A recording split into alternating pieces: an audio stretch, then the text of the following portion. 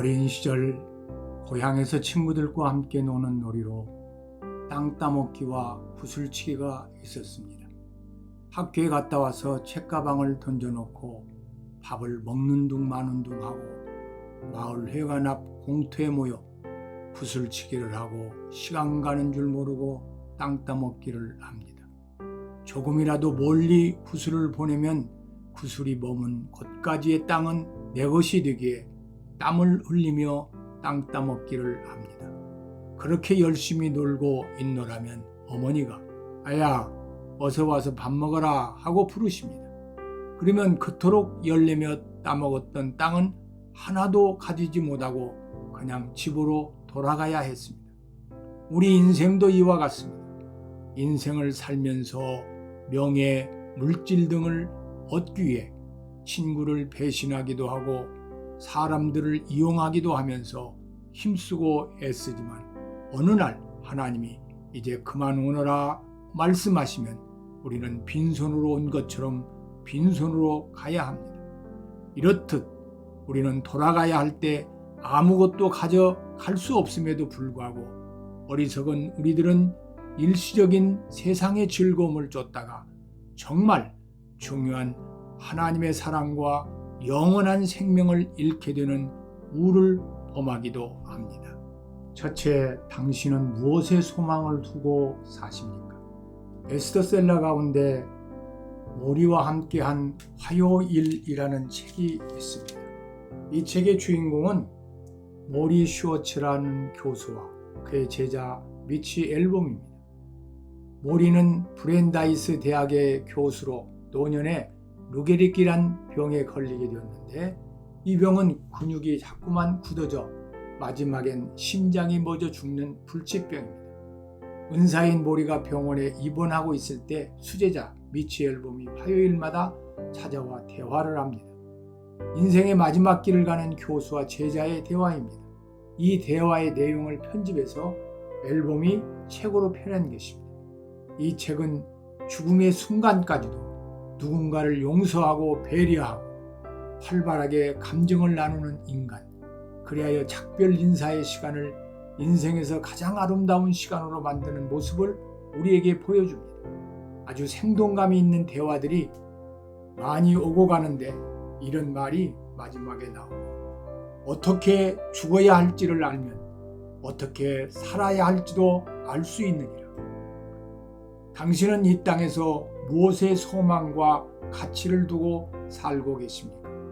이 땅에서의 삶이 일시적이라는 것을 깨달았다면 당신이 지금 하고 있는 일은 영원한 것을 위한 삶입니까? 아니면 아직도 일시적인 삶에 얽매여 있습니까? 이 땅에서의 삶이 일시적이라는 것을 알 때 당신의 삶에서 바뀌어져야 할 것은 무엇입니까? 당신의 삶의 방식은 어떻게 달라져야 합니까? 아마 우선순위가 바뀌어져야 할 것입니다. 추구하는 삶의 목적이 달라져야 할 것입니다.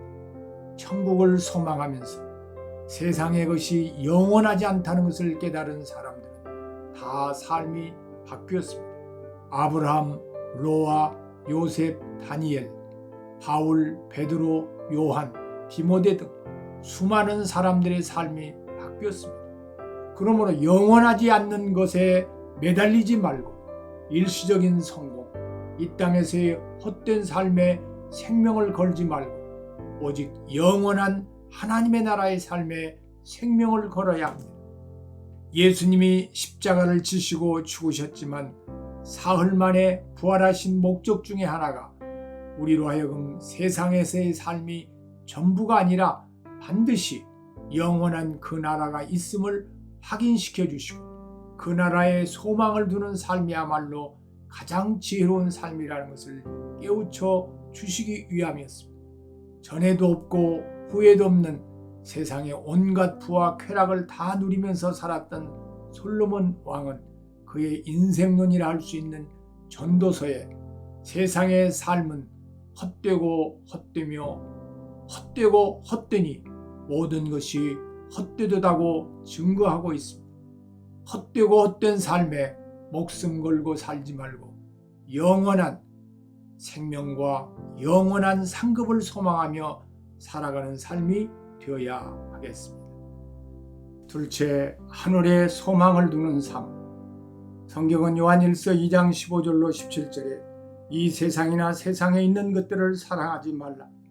누구든지 세상을 사랑하면 아버지의 사랑이 그 안에 있지 아니하니 이는 세상에 있는 모든 것이 육신의 정욕과 안목의 정욕과 이생의 자랑이니 다 아버지께로부터 온 것이 아니요 세상으로부터 온 것이다.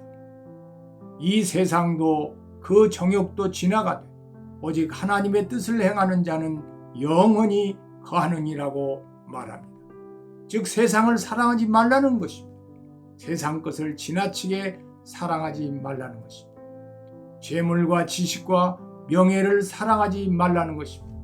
세상 것은 육신의 정욕과 안목의 정욕과 이생의 자랑인데 이런 것들은 다 하나님으로부터 온 것이 아니기 때문이라고 했습니다. 이 세상의 것은 다 지나갑니다. 그러나 오직 하나님의 뜻을 행한 것은 영원히 있습니다. 그러므로 변하지 않는 하나님의 뜻에 산 소망을 두는 삶이 되어야 할 것입니다. 베드로전서 1장 24절에 그러므로 모든 육체는 풀과 같고 그 모든 영광은 풀의 꽃과 같으니 풀은 마르고 꽃은 떨어지되 오직 주의 말씀은 세세토록 있도다라고 했습니다. 죽음은 끝이 아닙니다. 예수와 함께 죽으면 예수와 함께 살 수 있습니다. 예수님과 함께 죽으면 예수님과 함께 부활하여 예수와 함께 영원히 사는 것입니다. 산 소망이 바로 여기에 있습니다. 소망을 하늘에 두고 사는 사람은 땅의 것을 얻을 수 있습니다. 소망을 미래에 두고 사는 사람은 현재의 것을 얻을 수 있습니다. 소망이 확실하게 마음에 들어오면 우리가 당하는 조그만한 현실은 별로 문제가 될 게 없습니다. 모든 문제의 근본은 소망의 문제이기 때문입니다. 그러므로 우리들은 산 소망을 가져야만 합니다. 초대교회 그리스도인들도 바로 이러한 산 소망이 있었기에 극심한 어려움과 환난을 견딜 수 있었습니다.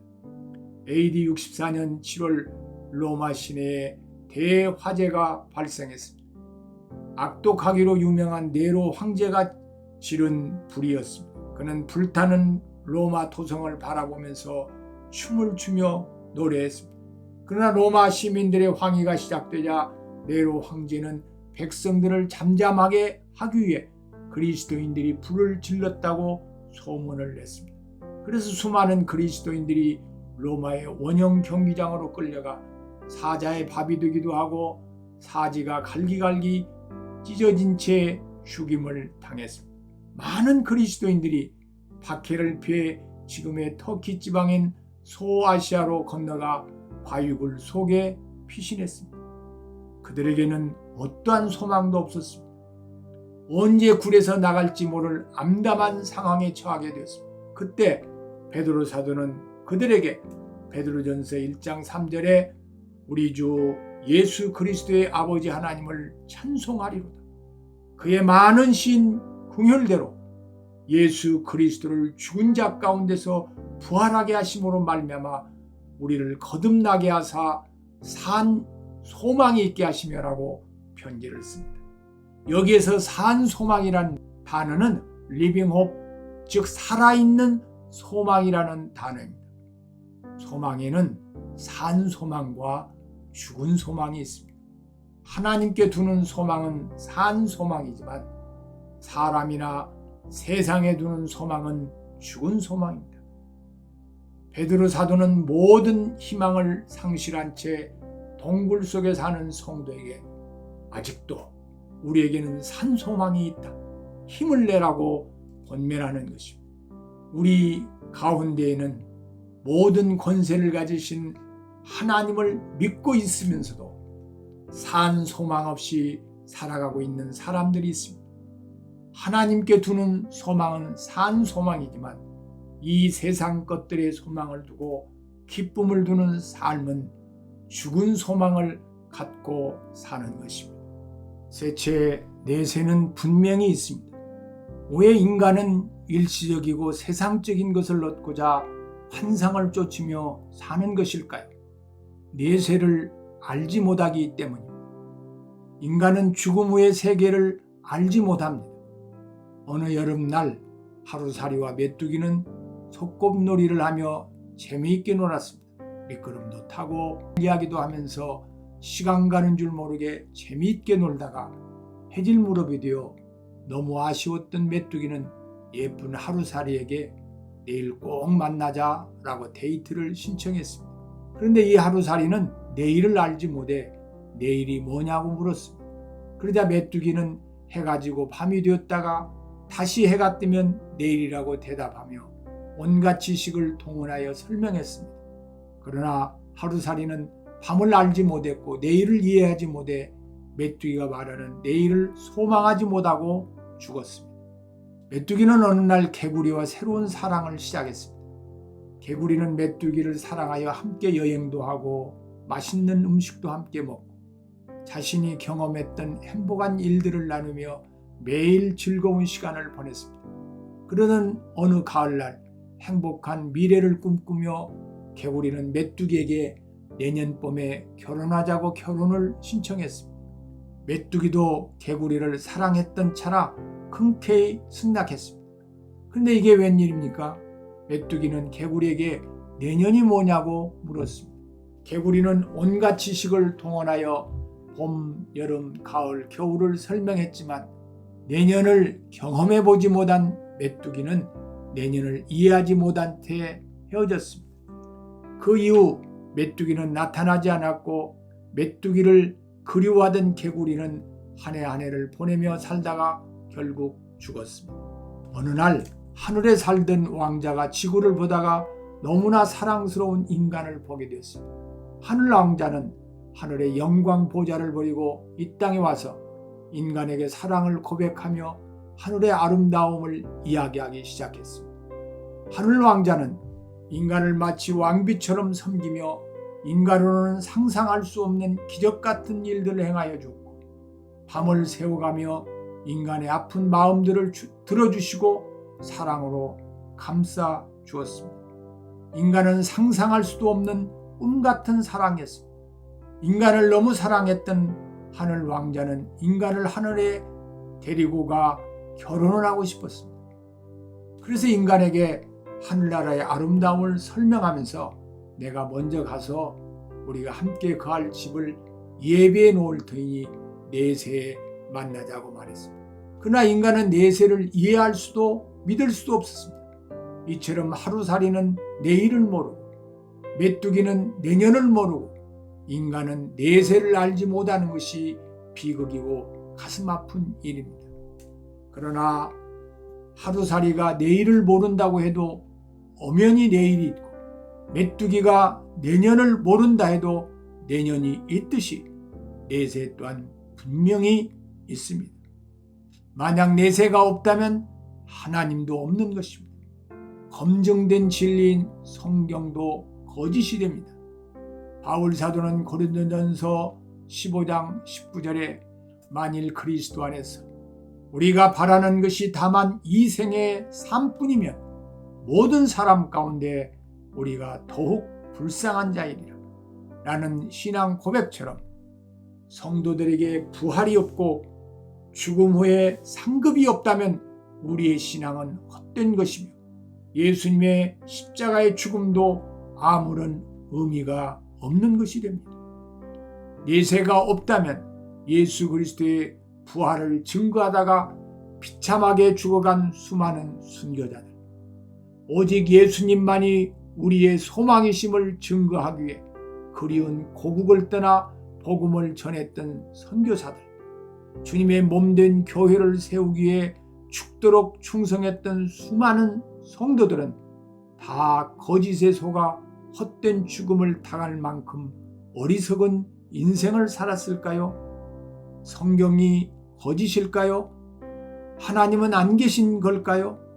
예수님은 거짓말쟁이일까요?